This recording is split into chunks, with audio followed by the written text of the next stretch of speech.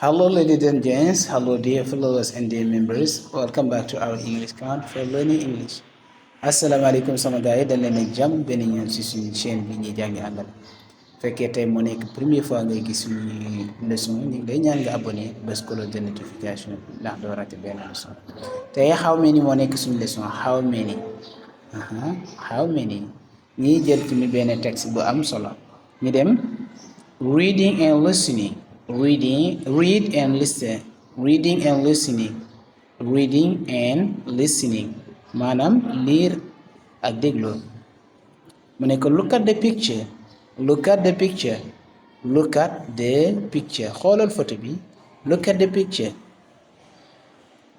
Listen and read nga amaat ko foofu listen moom mooy verbe bi donc mu ne ko déglul da nga lire aca texte bi commencé na. This is a mathematics class. Lii cours mathématique la. This is a mathematics class. There is no windows, doors or fans.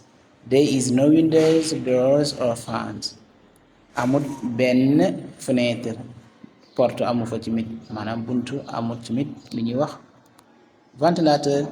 There are pencils and copybooks for the students.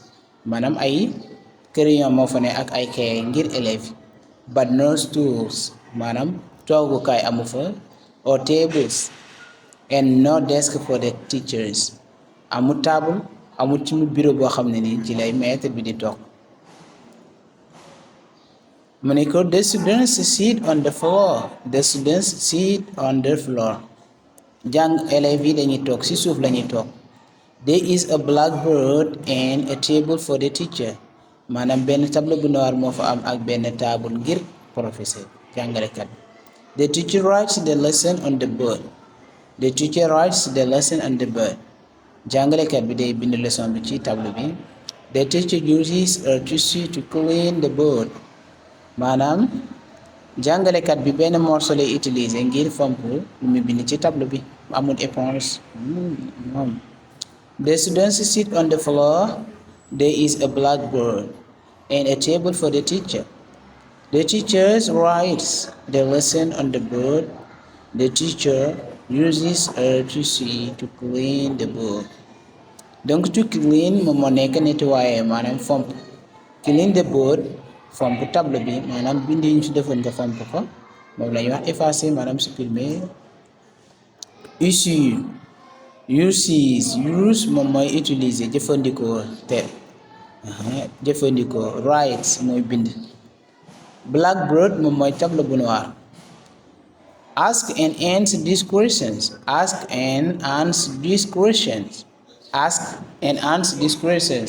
Maanaam laaj ak tontu question yi. Ask and answer these questions.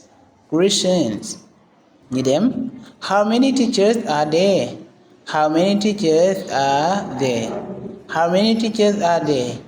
ñaata jàngalekat ñoo fa nekk. ñaata jàngalekat moo nekk ci classe bi lay laaj mu ne ko there is one teacher in the classroom. benn jàngalekat moo nekk ci classe bi ci jàngukaay bi. How many teachers are there in the classroom la neexee. How many books are there in the box.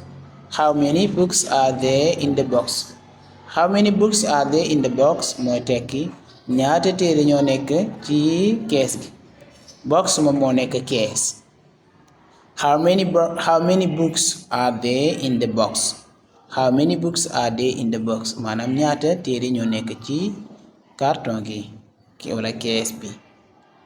beneen laaj mu ne ko there are 6 books in the box. Da ko laajoon how many ñaata ñoo fa nekk mu koy tontu mu ne ko there are 6 books in the box. Maanaam 6 ñoo fi ne juróom benn.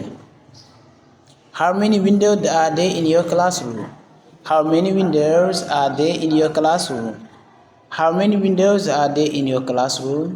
Ñaata fenêtre ñoo nekk foofu noonu ci seen classe wala seen classe ñaata fenêtre la mu ne ko there are 5 windows in our classroom.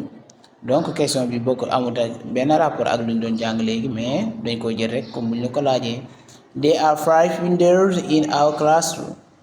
maanaam ñeenti there are 5 windows juróomi fenêtre moo am suñ classe mu ne ko how many doors are there in your classroom how many doors are there in your classroom how many doors are there in your classroom ñaata buntu ñoo nekk ci seen classe there are 2 doors in our classroom there are 2 doors in our classroom ñaari buntu ñoo nekk ci suñ classe wala suñ classe am na ñaari buntu how many doors are there in your classroom seen classe ñaata buntu la am wala ñaata buntu moo fa nekk. Abonnez-vous pour apprendre l'anglais facilement. Kaaijang Angles ci Wolof. Abonnez-vous et activez la cloche de notification. How many English teachers are there in your school? How many English teachers are there in your school? How many English teachers are there in your school? ñaata jàngalekatu anglais ñoo nekk foofu doon ci seen école.